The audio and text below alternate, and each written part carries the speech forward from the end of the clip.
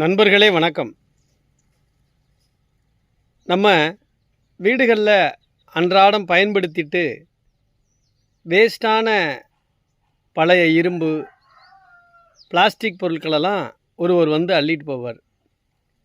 நம்ம பிள்ளைகளுக்கு செல்லமாக வாங்கி கொடுத்த பல 100 ரூபாய் மதிப்புள்ள பொருட்கள், பல ஆயிரம் ரூபாய்க்கு வாங்கி பயன்படுத்தியிருக்கிற இரும்பு பொருட்கள், பித்தளை பொருட்கள், செம்பு பொருட்கள், எலக்ட்ரிக் ஒயரு, அதில் உள்ளே இருக்கக்கூடிய அந்த இன்சுலேஷனுக்கு உள்ளே இருக்கக்கூடிய ஒயரு, கம்பி, மின் கம்பி, இந்த மாதிரி பல பொருட்கள் எல்லாத்தையும் அந்த நபர் என்ன செய்வார்னா ஒட்டு மொத்தமாக நசுக்கி ஒரே ரேட்டு போட்டு எடுத்துகிட்டு போவார்.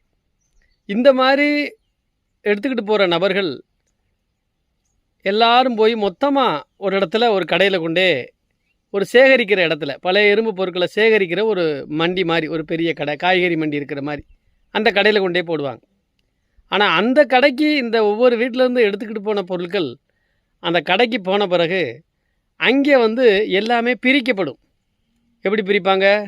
செம்பு தனியாக, எலக்ட்ரிக் ஒயரில் மேலே இருக்கிற இன்சுலேஷன் ஒயரெல்லாம் எரிச்சிட்டு உள்ளே இருக்கிற காப்பர் கம்பி, அலுமினிய கம்பி, வெண்கல சாமான், பிளாஸ்டிக்கில் நல்ல பொருட்கள். இப்போ ஒரு 2 வீலரை உடச்சி கொண்டு வந்தாங்கன்னா 2 வீலருக்குள்ளே இருக்கிற ஒவ்வொரு தனித்தனி மெட்டீரியல், ஒரு எலக்ட்ரிக் மோட்டாரை உடச்சி கொண்டு வந்தாங்கன்னா அதில் இருக்கிற காப்பர் கம்பி தனியாக, அதில் இருக்கிற ஸ்லாட்ஸு தனியாக, அந்த உள்கூடு, வெளிக்கூடு, இப்படி ஒவ்வொன்றும், சைக்கிளில் இருக்கக்கூடிய பார்ட்ஸு, ஒவ்வொரு பார்ட்ஸையும் தனித்தனியாக பிரித்து வச்சுருப்பாங்க.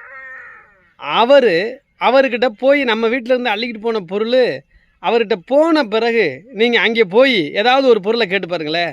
ஐயா, இப்போ தான் எங்கள் வீட்டிலேருந்து அள்ளிட்டு வந்தார், மொத்தத்திலே 50 ரூபா கொடுத்து அள்ளிட்டு வந்தார், அதில் இந்த மாதிரி ஒரு கம்பி கிடக்கு, அந்த கம்பி கொடுங்கன்னு சொன்னால் அந்த கம்பிக்கு தனி ரேட்டு போட்டு, தனியாக எடை போட்டு, அதுக்கு தனி ரேட்டு போட்டு தருவார். நீங்கள் மதுரை போன்ற பகுதிகளில் பார்த்தீங்கன்னா, சிம்மக்கல் பகுதிகளில் 2 வீலர்ஸு 4 வீலர்ஸுக்கு பழைய பொருட்களுக்கு வாங்கக்கூடிய அக்சசரிஸ் இடம் இருக்கும். அதெல்லாம் பார்த்தா ஃபுல்லாக இந்த மாதிரி வீட்டிலேருந்து அள்ளிட்டு போன பொருள் தான். ஆனால் அவர் நம்மக்கிட்ட 50 ரூபாய்க்கு வாங்கிட்டு போகிற பொருள் அதே மொத்தமாக வாங்குகிற இடத்துல 500 ரூபாய்க்காக விற்கப்படும். அதை விட மொத்தமாக வாங்குகிற இடத்துல 5000 விற்கப்படும். அப்போ இந்த பழைய இரும்பு வியாபாரின்னு நம்ம நினைக்கிறோம். ஆனால் பழைய இரும்பு வியாபாரியும் தனியாக அவரே முதலாளியாகவும் அவரே தொழிலாளியாகவும் இருந்து பல ரூபாய் சம்பாரிச்சுக்கிட்டு தான் இருக்காங்க. அதனால் உழைப்பிற்கேற்ற ஊதியம் என்பது எல்லாருக்குமே உண்டு. உழைக்க தயாராகுங்கள்.